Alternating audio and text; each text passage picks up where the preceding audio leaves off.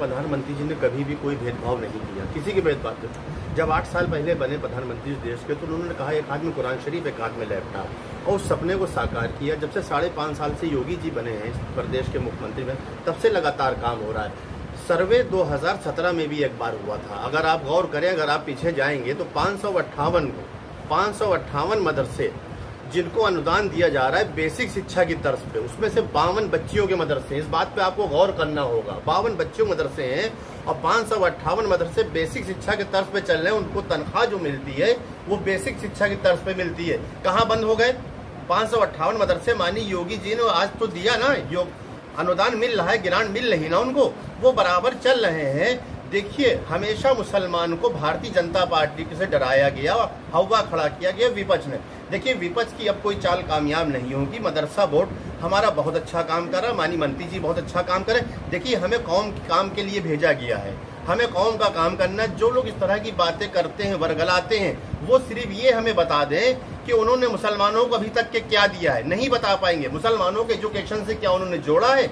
नहीं जोड़ा है। उनकी सच्चर कमेटी बताती है कि दलितों से बुरी स्थिति मुसलमान की उन्होंने करी है, और ये आप जग जाहिर है। मुसलमानों के जब कोई बात आती है, भलाई की बात आती है, अगर आज सर्वे आज हो रहा है, सर्वे में जब 558 हम मदरसे ला सकते हैं, तो आप बताइए, जब सर्वे हो जाएगा, मुसलमानों के बारे में एक जानकारी सही सरकार के पास आ जाएगी, तो आप बताइए, उसी हिसाब से प्रोग्राम बनते हैं, उसी हिसाब से कैबिनेट में जाते हैं, कैबिनेट में पास होते हैं। तो उसी अच्छी एक स्कीम है, आ रही है, आने दीजिए। सर्वे हो रहा है, होने दीजिए। आप आसाम से मिलाते हैं, बंगाल से मिलाते हैं। देखिए, ये सब बातें मुझे लगता है करना मुनासिब नहीं है। जहां भी गैर कानूनी जमीन होगी, गैर कानूनी जमीन पे किसी को भी इस तरह का नहीं बनाना चाहिए। हमेशा जमीन देखिए, चाहे मस्जिद हो, चाहे मंदिर हो, चाहे गुरुद्वारा हो, हमेशा पाक साफ जमीन होती है, क्योंकि ये इबादत गाह होते हैं। जो इबादत गाह होते हैं वो गलत जगह पे नहीं बन सकते, क्योंकि इबादत गाह है वो ईश्वर। जहाँ गलत होता है वहाँ पे बिल्कुल किया जाता है। जहाँ आप गलत बना लेंगे वहाँ बिल्कुल चलेगा। जहाँ पे कौम की भलाई है, आपने देखा दरदोजी आरी का काम करने वाले, चिकन का काम करने वाले, लोहार का काम करने वाले, पंचर का काम करने वाले, इनका काम करने वाले बच्चे मदरसे में पढ़ते हैं। जहाँ कहीं एडमिशन नहीं हो पाता वहाँ बच्चे पढ़ते हैं। उनके बारे में अगर आज सरकार सोच रही है, जो निचले स्तर का, आखिरी स्तर का जो आदमी मुसलमान जो खड़ा हुआ है, अगर उनके बारे में अगर सरकार सोच रही है सर्वे करा के उनको मुख्य धारा में लाना है, तो क्या गलत है?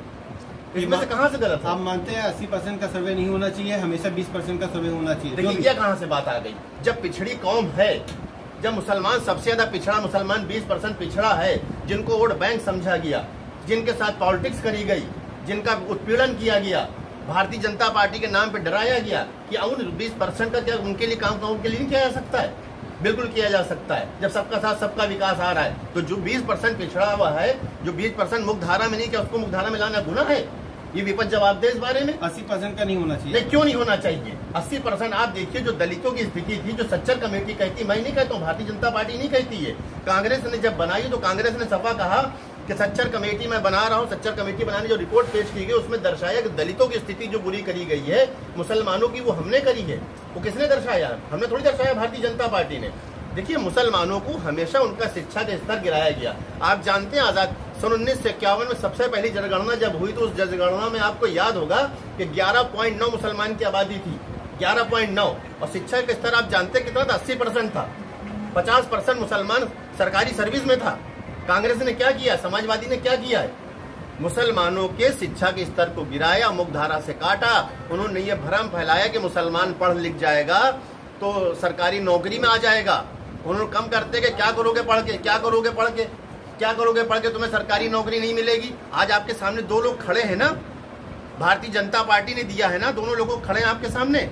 देखिए, एक बात समझ लीजिए, भारतीय जनता पार्टी सबको गले लगा के चलती है, सबको साथ लेके चलती है। एक भ्रम था कि भारतीय जनता पार्टी को वोट नहीं मिलना चाहिए, भ्रम फैलाया गया, लेकिन उसका भ्रम खत्म हो रहा है। 4.25% मिला, दिन पे दिन बढ़ रहा है, और आगे भारतीय जनता पार्टी को